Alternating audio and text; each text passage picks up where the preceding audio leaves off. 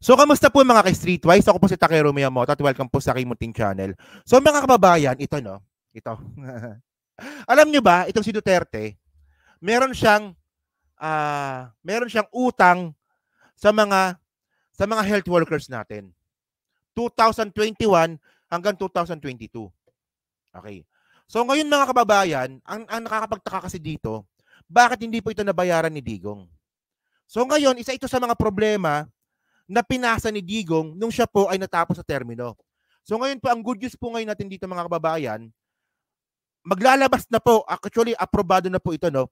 Maglalabas na po, di ba, ng pera ang gobyernong ito para bayaran po yung mga health workers natin. Okay? So ito mga kababayan, so pakita ko lang sa inyo, no? Itong kalokohan ni Duterte talaga, wala talaga pong, ano ko ba? So sabi dito, ito nabalita ito kanina. July 4, 2024, no? Okay. PBBM promise fulfilled. DBM, Department Budget Management, to release 27 billion of payment for payment of remaining health emergency allowance claims. So ito mga kababayan, panahon pa to ng pandemic na hindi po nabigay po ni Duterte. So plakpakan naman po natin si PBBM dito, di ba? Oh, nagawa ng paraan. Ito po yung isa sa mga example po na pag gusto may paraan. Pag ayaw may dahilan. Di ba? So ito, nabasahin lang natin to dito. Nasasabi dito. Okay. Oh. In adherence with the directive of President Ferdinand Marcos Jr. to settle all unpaid arrears ba yan? For the health emergency allowance of healthcare workers. Di ba? So babayaran na po ito. So ito nga po ay, di ba? 27 billion, di ba? It can be recalled that in May this year, the Department of Health officially requested for the issuance of the Special Allotment Order, SARO, di ba? And notice of cash allocation amounting 27 billion to cover payment of 5 million remaining validated unpaid HEA and 4,200 COVID sickness and death compensation. So yan po mga kababayan ay nakalagay yan dito eh. Teka lang no. Yan po ay from 2021 to 2023. Yan no. Oh, the date that DBM has released 91 billion to the DOH for the public health emergency benefits and allowances covering all benefits for healthcare workers from 2021 to 2023. Of this amount of 73 billion pesos. Okay. So ngayon mga kababayan kasi, alam nyo kung nung nakakapagtaka dito mga kababayan, lumaki na po lahat-lahat ng utang ng Pilipinas nang hindi ko po alam kung saan po napunta. Hindi nga, ang tanong kasi natin dito, di ba, lumobo po ang utang ng Pilipinas. Lumobo siya, di ba? Lumobo, ang laki po ng nilobo niya. So, ang tanong dito, saan ba napunta? Hindi kasi pwede sa Build program. Hindi pwede. Kasi po, yan po ay partnership po with PPPs. And also, partnership din po ito with JICA, yung iba. Hindi rin pwede sa COVID. Di ba? Kasi kasi mga kababayan kasi, kung nakautang tayo sa COVID, ang tanong dito, akala ko ba bigay ng China yung mga binigay po na na vaccine sa Pilipinas? Not unless na ninakaw through Parmali. Di ba? So ngayon mga kababayan, ito may ebidensya ako, hindi ako DDS. 2021 pa lang, July pa lang, 2021 pa lang. May post ako dito, no? So noong 2021 mga kababayan, panahon ni Duterte, binato po ng kamatis yung opisina ng DOH ng mga health workers. Kasi nga po, hindi po binabayaran. Ayan no. Ito po, hindi po ito mga militanteng grupo.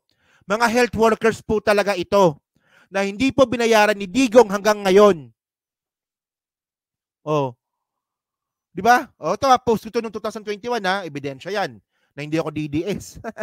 Sabi dito no, PRRD is one of the best president. Syempre sarcastic yan, di ba? Pero walang perfectong gobyerno, di ba? Isa to sa bulok na nangyayari sa administrasyon ni PRRD. Di ba?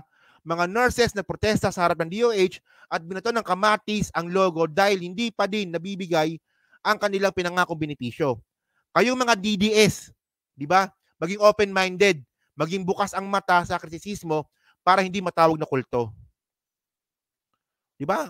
Hindi ako DDS, di ba? So ngayon, maganda dito, may video dito eh. Pakita ko sa inyo ah. Isipin nyo, di ba? Nangyari ito noong panahon ni Digong eh. Oh, yun nyo. Ibigay na!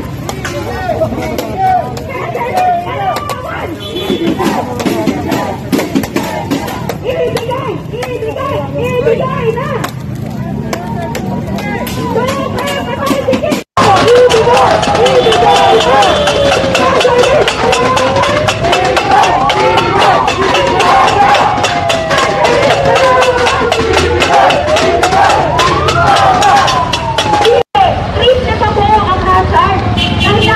Ano? Di ba mga nurse yan, di ba? Mga health workers yan talaga, di ba? Oh. Alam niyo mga kababayan kung anong bullshit sa ginawa ni Digong dito? Tingnan niyo ha, kung anong ginawa ni Digong dito. So ngayon, nung 2021, kasi mga ka-streetways, no, kung may pera yung gobyerno nito, dapat na ibigay na to. Yun nga lang wala. O saan napunta? Samantalang billion of pesos din po yung, di ba, yung anomalya sa Parmali. Oh. So ang ginawa ni Digong noong 2021, naglabas siya ng administrative order number 42. Oh, authorizing the continued grant of the COVID-19 special risk allowance to public and private health workers directly catering to or in contact with COVID-19 patients during the state of national emergency. So palakpakan po yung mga ano dito, palakpakan po dito yung mga health workers kasi nga may naglabas siya ng EO number 42. At yan po ay pinirmahan niya noong 2021. July. January, February, March, April, May, June. June 1, 2021. Ayun, may pirma, oh. Yun nga lang mga kababayan, pangako lang po ito na napako. Wala po nangyari dito. Oh. So ngayon mga kababayan, ang point dito, ngayon, nung 2022, ang sabi naman ni Digong, do, kasi nga walang nababayad eh. Walang pera eh. O ngayon, ang ginawa na naman ni Digong, palakpakan na naman ng mga health workers dito. O, tataasan daw ni Pangulong Duterte ang special risk allowance ng mga health workers sa dating 5,000 pesos lamang. Umapila rin siya sa mga postgraduate interns na mag-volunteer sa mga ospital. So, ang ginawa ni Digong, nangako. 2022 pa to. Wala naman na ibigay. So yung pinangako ni Digong na 5,000 pesos, no? Yung pinangako ni Digong noong 2022 na pinalakpakan po ng mga tao, no? From 5,000 pesos sinaasan, palakpakan ng mga tao, hindi naman natupad. Ang gumawa si PBBM. Di ba? Pero tama yung sinabi ni Kuya Inaro, no? Di ba? Dito, palakpakan natin si PBBM. Pero syempre, di ba, kailangan pa rin managot po talaga ng mga nagnakaw po nung panahon po ni Digong. Ako naniniwala kung may nagnakaw eh. Di ba? Oh. So ngayon mga babayan kasi, ewan ko ba no? So ngayon, alam niyo anong nakakatawa kasi dito? Well, di ba? Ngayon, ito ako nirerespeto ko po talaga yung mga nagsakripisyo, yung nahirapan, at saka nagbuwis ng buhay nung panahon po ng pandemya. Di ba? Palakpakan po natin sila at saluduhan po natin sila. Yun nga lang kasi mga kababayan, no, ang hindi ko po kasi nagustuhan dito sa ginawa nila ngayon, pinulitika na naman po nila. Di ba? Pinulitika naman nila. Hindi ko alam kung DDS to, baka DDS ng mga to, no? So sabi dito, no, COVID-19 allowance release time for SONA, the Christ Health Workers Group. Hindi ko alam kung hindi na lang ba kayo naging masaya dahil nabayaran kayo? Tapos ngayon, ang sasabihin nyo pa, bakit ngayon lang? Kasi malapit na yung SONA. Ewan ko lang, baka ito napasukan na naman ng mga komunista ito. Ewan ko lang. So, ayun talagang pangit, no? Kapag ang mga sectoral ay napasok po ng komunista. Di ba? Sabi dito, no? Manila, Philippines, why is it only now if there was funding available all along? O, di ba? The Alliance of Health Workers, AHW, raised this concern on Friday as it questioned the timing of President Ferdinand Bongbong Marcos Jr.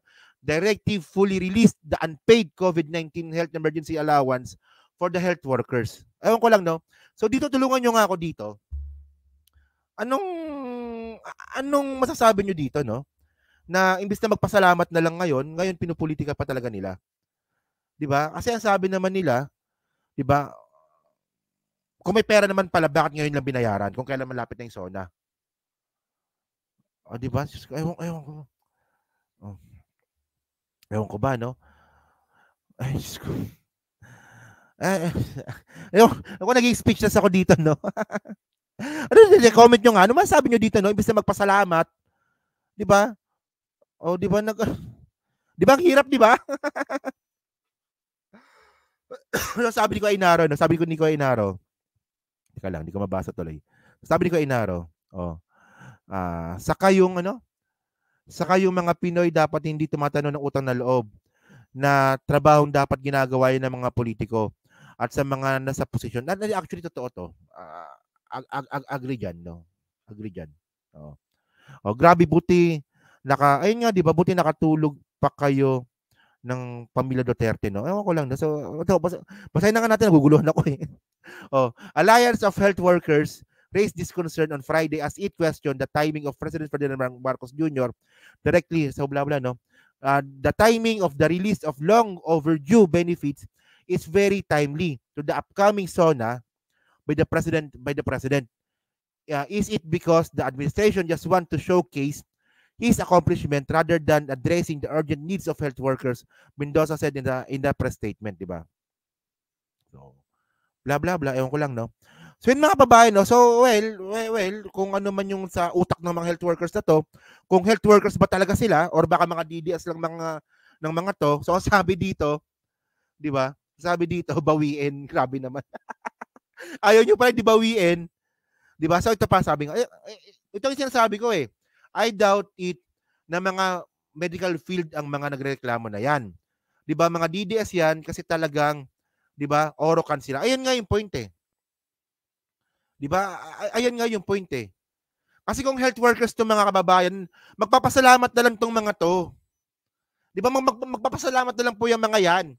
Not unless, 'di ba? Kasi itong problema na to na ginawang solusyon ni PBBM, problema pa to ng mga Duterte. Problema ito na iniwan ng Duterte, 'di ba, kay PBBM. So ngayon, posible nga talaga na itong mga to ay malamang mga DDS lang tong mga to. 'Di ba? Pag binigyan, 'di ba? Kapag hindi binigyan, may reklamo. Kapag binigyan, may reklamo pa din, 'di ba? Galing. So yun mga kababayan, so kayo nga po, mga sabi nyo nga po dito sa pagbayad nga po ng gobyernong ito sa pinaghirapan nga po ng mga health workers natin na, 'di ba, na pinangako ni Digong na hindi naman natupad. So, paki-comment na po sa baba at kayo po, naniniwala ba kayo na malamang itong mga nagrereklamo na to, mga hindi ito health workers? Kung health workers man ito, malamang mga DDS na health workers ito. Kasi pag health workers ka, ang alam ko magpapasalamat ka dito eh. 'Di ba? So yun mga babae, so isa kasi ito sa malaking problema na iniwan ni Digong. So yun mga streetwise, no? So paki-comment na po sa baba at binabasa ko pong lahat yan. So and then mga kababayan, no? So next topic po tayo, no?